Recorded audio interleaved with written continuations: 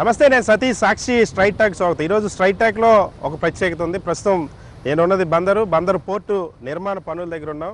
మనతో పాటు బందరు పోర్టు కోసం నిరంతరం మాట్లాడే వ్యక్తి బందరు ఎమ్మెల్యే మాజీ మంత్రి పేర్నాని గురు. ఆయనతో మాట్లాడే ప్రయత్నం చేద్దాం. నమస్తే సార్. మీరు బందరు పిచ్చోళ్ళు అంటారు.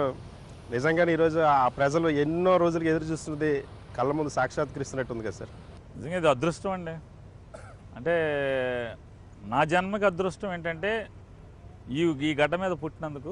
బందర్లో పోర్టు కట్టాలి అనేటువంటి ప్రయత్నాన్ని ప్రారంభించిన నేనే ఈ పోర్టు పనులను పూర్తి చేసేదానికి కూడా కారణభూతుడు అవటం, దాదాపుగా నా కళ్ళ ముందే పోర్టు నిర్మాణం పూర్తవటం, అనేక రకాల అవాంతరాలు, అడ్డంకులు, కుట్రలు, కుతంత్రాలు అన్నింటినీ ఛేదించుకుని ఇవాళ బందర్ పోర్టు శరవేగంగా అడుగులేస్తుందంటే ఒకటి దేవుడు, రెండు జగన్మోహన్ రెడ్డి గారు.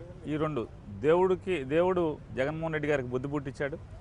ఆయన సంకల్ప బలం ఈ బందర్ పోర్టు నిర్మాణం పూర్తవటం అనేది నిజంగా మా అందరి అదృష్టం. జగన్ నాయకత్వంలో అవటం ఇంకా అదృష్టం. బందర్ పోర్టు పనులు ఏ రోజైతే కొబ్బరికాయ కొట్టి శంకుస్థాపన చేస్తామో చేసిన మరుసటి క్షణం నుండి కూడా పనులు ప్రారంభం అవ్వాలనేది ముఖ్యమంత్రి గారు చెప్పారంటున్నారు. ఈరోజు అది జరుగుతుందా? మీ కళతో మీరు చూస్తున్నారు కదా. 7 మాసాల్లో దాదాపుగా 2000 మీటర్లు అంటే ఇప్పటికి 1400 మీటర్లు పూర్తి అయిపోయింది. అంటే 1.4 కిలోమీటర్స్ బ్రేక్ వాటర్ పూర్తయిపోయింది. నార్త్ కంప్లీట్ అయిపోయింది. బెర్తులకి ఆల్రెడీ నిర్మాణం మొదలైపోయింది. బెర్తుల నిర్మాణం జరుగుతుంది.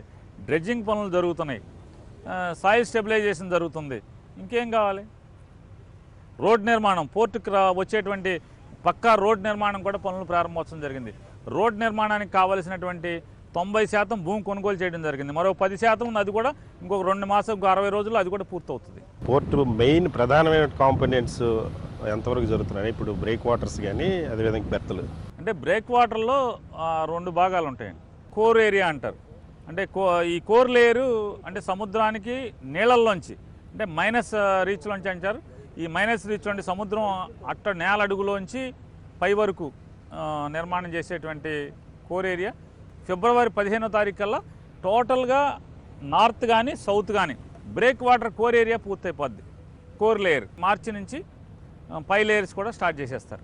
టెట్రాపాడ్లు కాస్టింగ్ చేయటం 2024 జూన్ కల్లా మొదటి బెర్త్ నిర్మాణం పూర్తవుద్దని చెప్తున్నారు. అట్లాగే డ్రెడ్జింగ్ కూడా రేపు జనవరి నుంచి కూడా డ్రెడ్జింగ్ స్టార్ట్ చేస్తూ ఉంటున్నారు.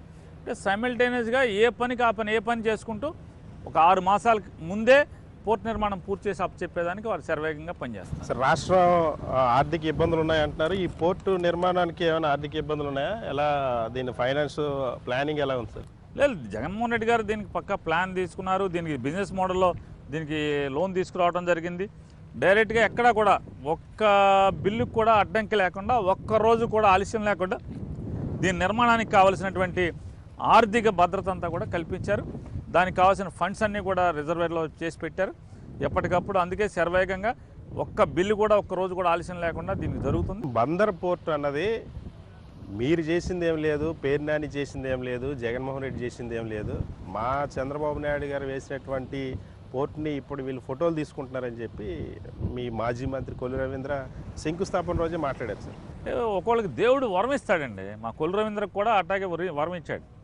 ఏంటి అంటే నిర్లజ్జగా బరి తెగించి అబద్ధాలు ఆడటం. సిగ్గు కూడా పడ్డాయన. సిగ్గు లేకుండా బరి తెగించి అబద్ధాలు ఆడటానికి చంద్రబాబు నాయుడికి 30 పావలు ఇస్తే ఇతనికి ₹1 ఇచ్చాడు దేవుడు. ఏం చెప్తాం? ఏం చేశారు? 2014 నుంచి 19 దాకా చంద్రబాబు నాయుడు చేసిన పని ఇక్కడైనా ఒక్కటి చూపించండి. ఒక నయా పైసా పని, లేదా ఒక కాగితాల రూపాయన పని. ఏమి 22 ఊళ్ళు ఖాళీ చేసి 33,000 ఎకరాలు పొలం ఇస్తేనే మేము బందర్లో పోర్టు కడతామన్నారు. 5 ఏళ్ళు కాలహరణం చేశారు. కానీ జగన్మోహన్ రెడ్డి గారు ఒక్క రైతు భూమి, ఒక్క సెంటు భూమి కూడా రైతు తీసుకోకుండా ప్రభుత్వ భూములనే 1700 ఎకరాల్లో పోర్టు నిర్మాణం జరుగుతుంది. మరి ఎట్లా జరుగుతుంది? నిజంగా నేను చెయ్యాలనేటువంటి చిత్తశుద్ధి ఉంది జగన్మోహన్ రెడ్డి గారికి, జరుగుతుంది. చంద్రబాబు నాయుడు మార్చి 7 అంటే 2014లో గెలిచి 2019 మార్చి దాకా కనీసం మా భూములన్నీ కూడా బలవంత భూసేకరణ కింద నోటిఫికేషన్లో బంధించి ఒక్క పని కూడా చేయకుండా ఈ బందరోళ్ళని బెదిరించి మీరు 33,000 ఎకరాలు పొలం ఇస్తేనే మీ పోర్టు నిర్మాణం చేస్తామని చెప్పని కుంటి సాకులు చెప్తూ మార్చి 7వ తారీఖున వచ్చి ఊరికినే ఒక రైతు పొలంలో, కనీసం అది ప్రభుత్వ పొలం కూడా కాదు, ఒక రైతు పొలంలో ఊరికి ఒక దెమ్మగట్టి శంకుస్థాపన చేసామంటే ఏమైంది? జగన్మోహన్ రెడ్డి గారు మే 22వ తారీఖు వచ్చి వెళ్తే ఎంత శరవేగంగా పనులు జరుగుతున్నాయి. మరి మార్చి 7వ తారీఖున మీరు వచ్చి కొబ్బరికాయ కొట్టి వెళ్ళినారు, ఏమైంది? అంటే ఇదంతా ప్రజల్ని ఓట్లు వేయించుకుంటాకి మోసం చేసి, పర్యావరణ అనుమతులు లేకుండా, లోన్ శాంక్షన్ అవ్వకుండా, ఏ పనులు చేయకుండానే వచ్చి శంకుస్థాపన చేయడం అనేది దొంగ శంకుస్థాపన. అది దొంగ శంకుస్థాపన చేసినట్టు దొంగ మాటలు మాట్లాడికి ఏం మాట్లాడతారు ఇంకా?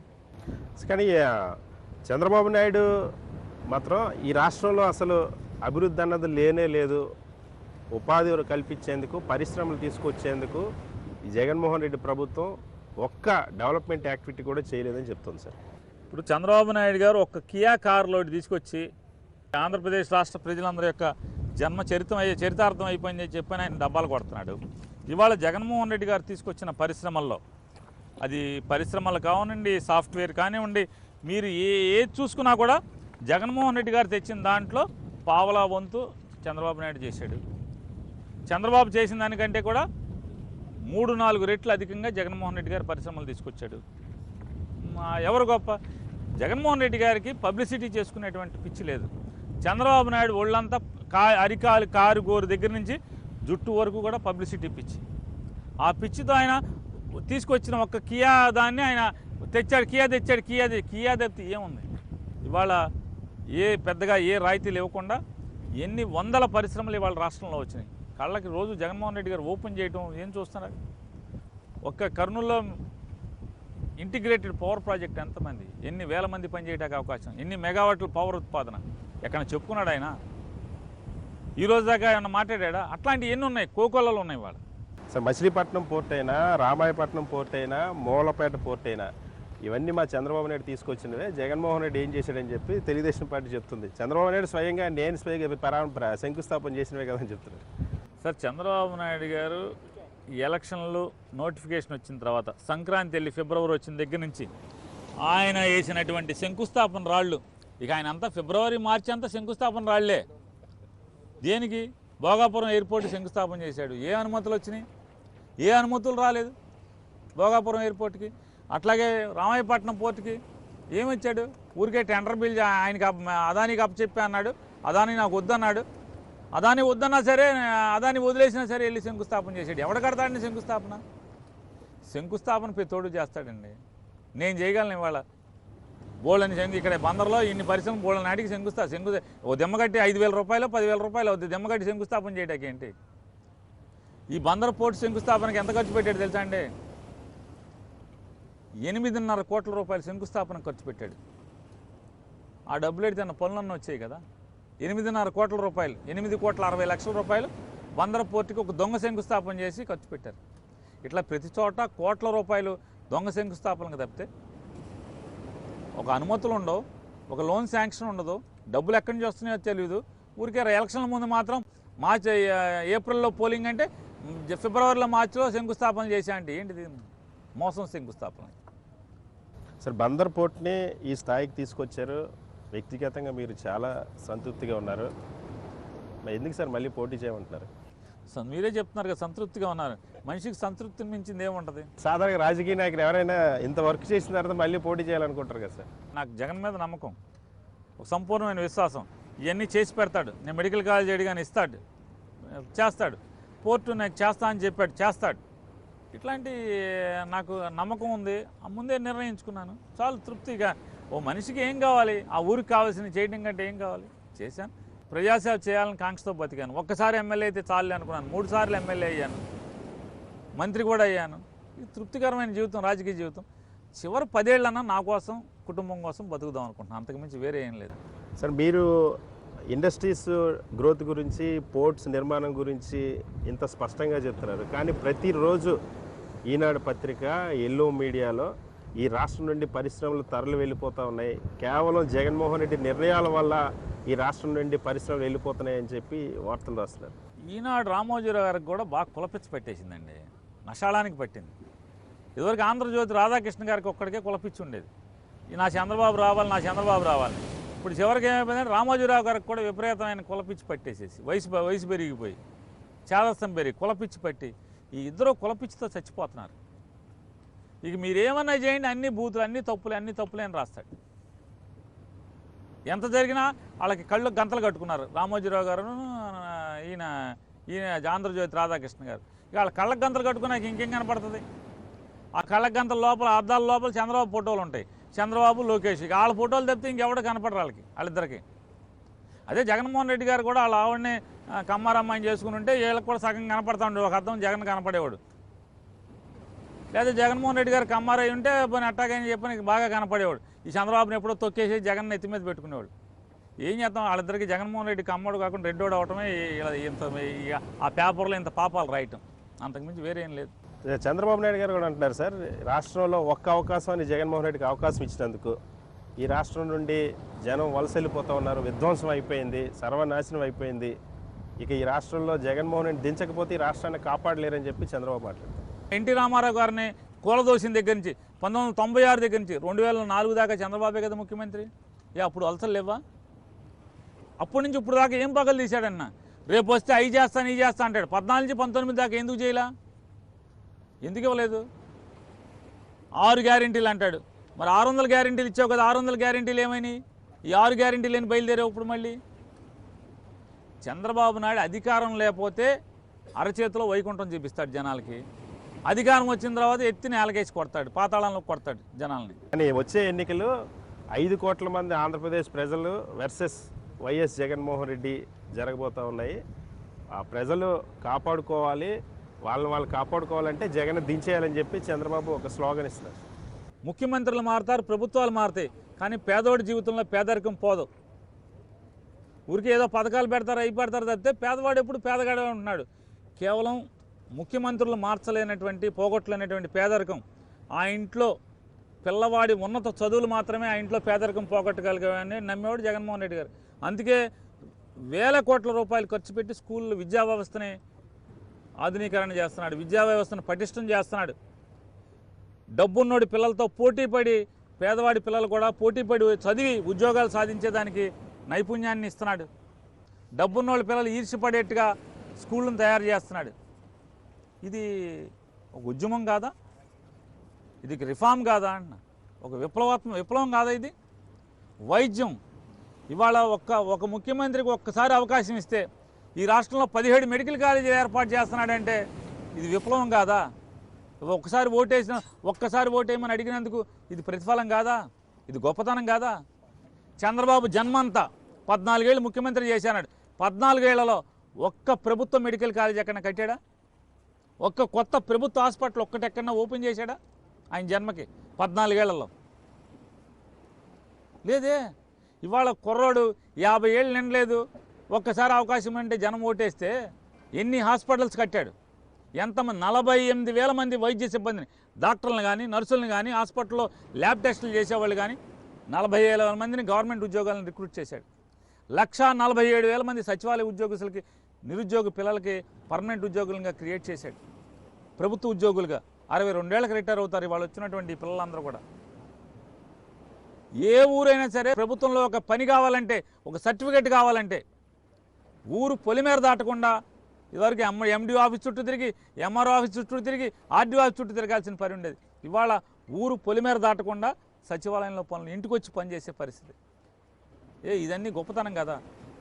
ప్రతి నెల 2,000 కోట్ల రూపాయలు 63 లక్షల చిల్లర మందికి పెన్షన్లు ఇస్తున్నాడు.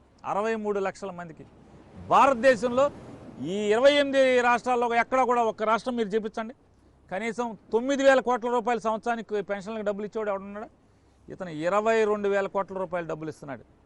పేదవాళ్ళకి నయా పైసా లంచం లేకుండా తెల్లవారుజామున నిద్ర లేపి చేతిలో పెట్టే డబ్బులు సంవత్సరానికి 22,000 నుంచి 24, రేపు జనవరి నుంచి 24,000 కోట్ల రూపాయలు. ఇవన్నీ ఒక్కసారి ఓటేసినందుకు కాదా? పేదవారందరికి కూడా వాళ్ళ పేదరికం పోటాకి పునాదులు వేస్తున్నాడు, చదువును పటిష్టపరిచి. పేదవాడు అప్పులు పాలవకుండా వైద్యాన్ని సులభతరం చేశాడు. రోగం వస్తే అప్పులు పాలైపోకుండా వైద్య సౌకర్యం పెంచాడు. సాలీనా 4,000 కోట్ల రూపాయలు ఆరోగ్యశ్రీ కింద ప్రైవేట్ హాస్పిటల్కి డబ్బులు కడుతున్నాడు. సంవత్సరానికి 4,000 కోట్ల రూపాయలు ప్రైవేట్ హాస్పిటల్ కట్టే డబ్బు. మరి ఇదంతా అభివృద్ధి కాదా? పేదవాడు కుదేలైపోకుండా అప్పులు పాలవకుండా చేయడం మంచి కాదా? మొత్తం రాష్ట్ర వ్యాప్తంగా ఉన్నటువంటి ప్రతి పల్లెటూరులో కూడా సచివాలయం ఏర్పాటు చేశాడు, బిల్డింగ్ కట్టాడు. రైతుకు ధాన్యం విత్తనం సప్లై చేసిన దగ్గర నుంచి ఇల్లు కదలకుండా, ఊరు కదలకుండా, పొలం కదలకుండా గవర్నమెంటే గిట్టుబాటు ధర ఇచ్చేట్టుగా ధాన్యం కొంటున్నాడు. మరి ఇది అభివృద్ధి కాదా? జగన్ సినిమా అయిపోయింది, అందుకనే ఎమ్మెల్యేలు కూడా ఇప్పుడు వదిలేస్తూ ఉన్నారు, ఎమ్మెల్యేలు మార్చేస్తూ ఉన్నారు అని చెప్పేసి అంటారు. అరే దమ్ము ఉండాలి, దేనికైనా దమ్ము ఉండాలి. అరే నీకు బాగోలేదురా, నువ్వు ఆగరా అని చెప్పే దమ్ము నీ చంద్రబాబు నాయుడు 14 ఏళ్ళు ఎప్పుడైనా చేశాడా?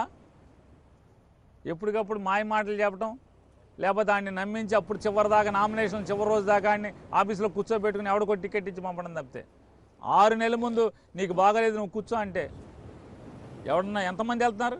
ఎవడ అవసరాలు మారాడు పార్టీ మారి వెళ్తున్నాడు.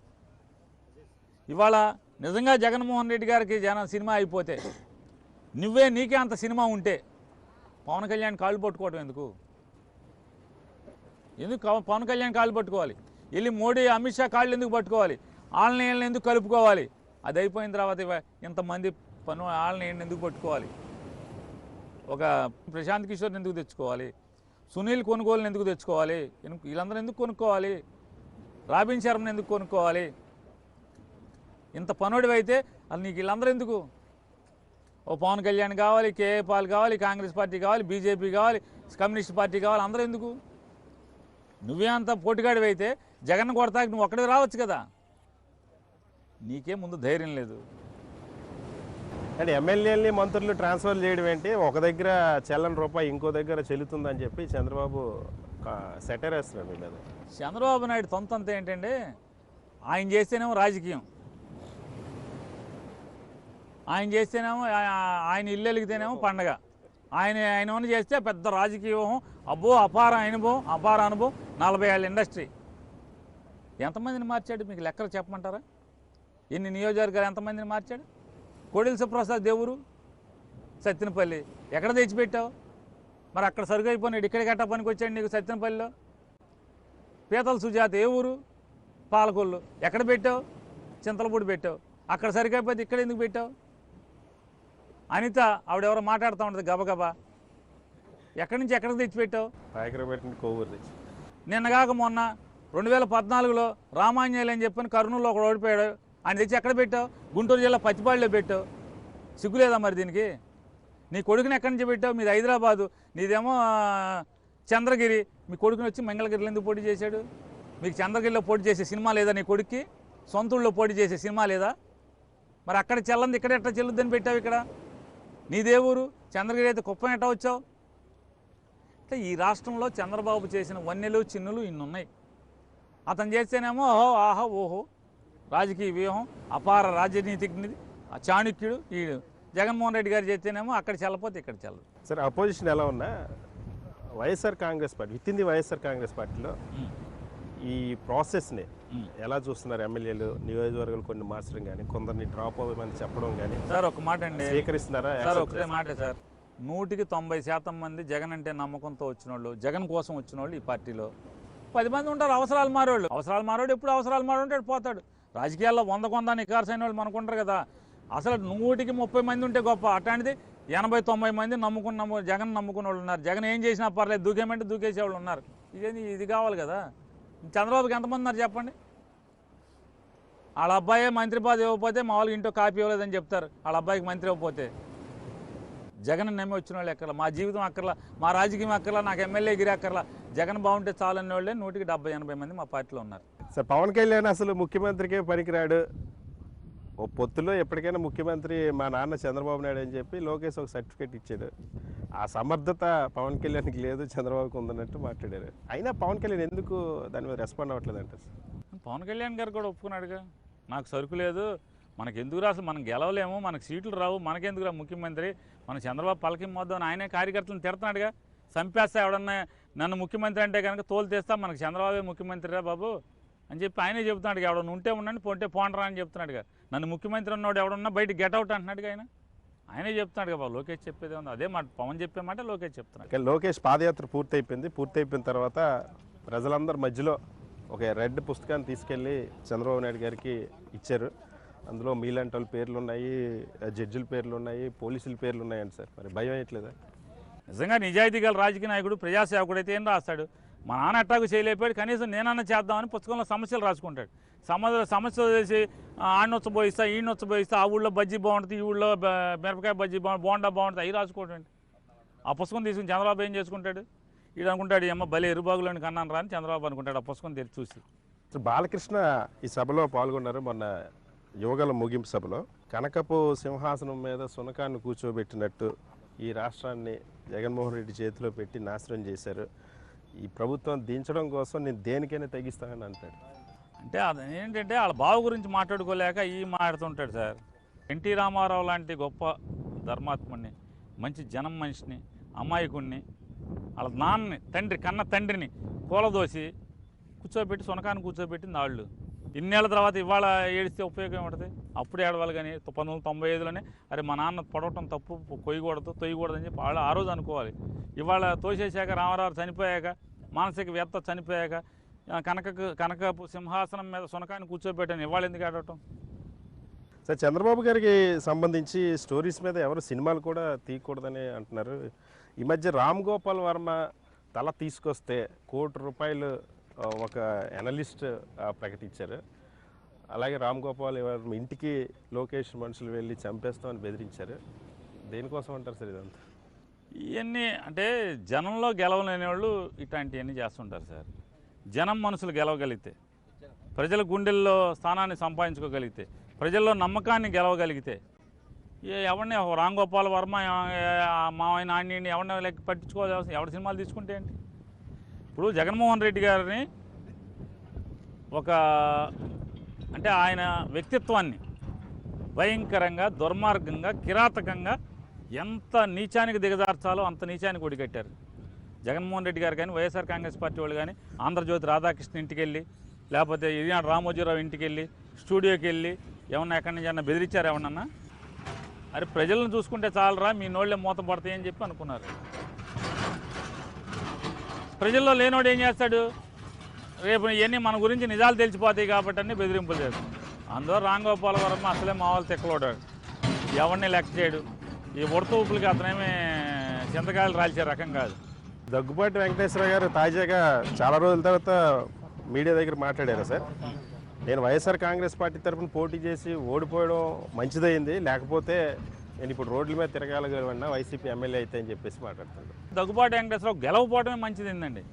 గెలిచి ఉంటే మామూలుగా వైఎస్ఆర్ కాంగ్రెస్ పార్టీ ఎమ్మెల్యే గోడ దూకి తెలుగుదేశంలోకి వెళ్ళాడు, తోడుల దగ్గరికి వెళ్ళిపోయాడు, మన వార్త చూడాల్సి వచ్చేది. కాబట్టి వైఎస్ఆర్ కాంగ్రెస్ పార్టీ పరంగా ఓడిపోవడమే మంచిదైంది. సార్, వై నాట్ 175 అన్న ఒక టార్గెట్తో ఎలక్షన్ వ్యూహం అంతా కూడా రచిస్తున్నారని చెప్తున్నారు. సో ఇప్పటికీ నమ్మకం ఉందా? అదే టార్గెట్ కోసం, అదే స్లోగన్తో ఎన్నికలకు వెళ్ళబోతున్నారా? ఇంకా 100 రోజులు ఎలక్షన్ ఉంది. సరే, జగన్మోహన్ రెడ్డి గారు ఒకసారి ఒక మాట చెప్పి ఒక పూట చేయదని చంద్రబాబు కాదు.